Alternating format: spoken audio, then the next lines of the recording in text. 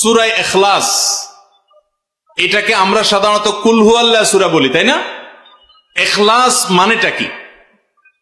আমরা যেহেতু এই সূরাগুলো নামাজের মধ্যে সবচেয়ে বেশি পাঠ করি, ঠিক না বেঠিক?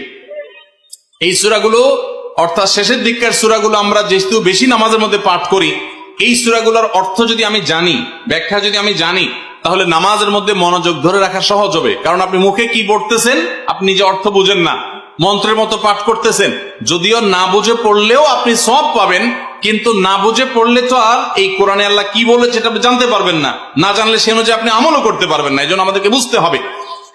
এই জন্য সূরা ইখলাস সম্পর্কে আমরা জানি, ইখলাস এই সূরার নাম হলো সূরাতুল ইখলাস বা ইখলাসের সূরা। ইখলাস শব্দের একটা অর্থ হলো পিওর করা, খাঁটি করা। তার মানে আমাদের ইবাদতটা শুধু আল্লাহর জন্য হবে, খাঁটি হবে, এখানে কোনো ভেজাল অন্য কারোর জন্য সেটা হবে না।